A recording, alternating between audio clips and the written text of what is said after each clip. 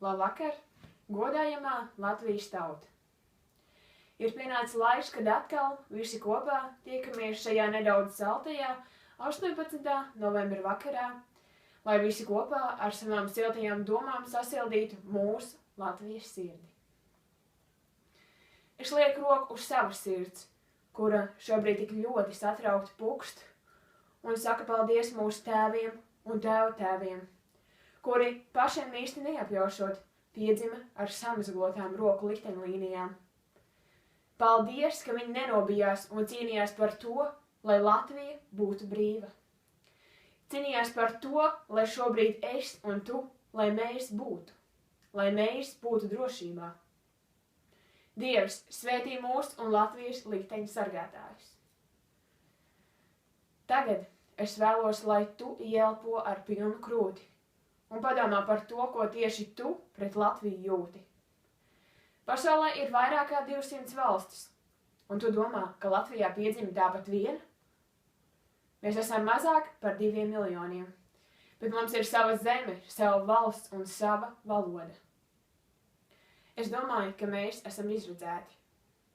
Varbūt tieši šī iemesla dēļ vienlaikus arī esam tik ļoti apdraudēti. Mums jāsaprot, ka mums ir jāsargā savu valsts vērtības un tradīcijas, jo neviens cits tās nesargās. Es piekritīšu dzejnieka Imanta Ziedoņa vārdiem.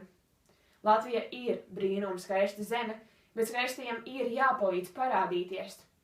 Un es ticu tam, ka mums, latviešiem, ir pa spēkam parādīt pasaulē to, ka tieši pie mums viskoptākās brūnaļas gan ar streideviņu Jaunzāļu pļavās.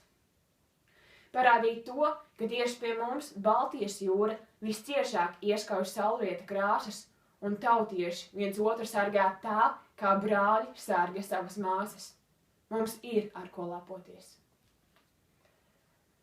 Jā, dažkārt mēs nenovērtējam Latviju, nenovērtējam to, ko Latvija mums dod, bet tā jau ir.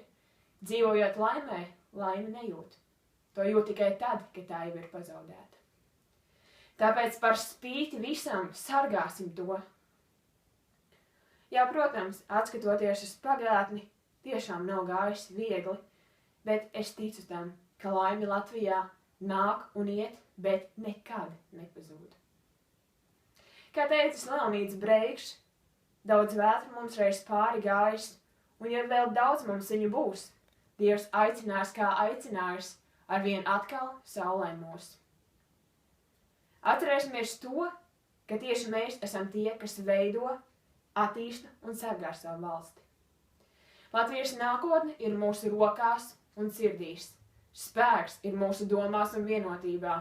Dievs svētī Latviju!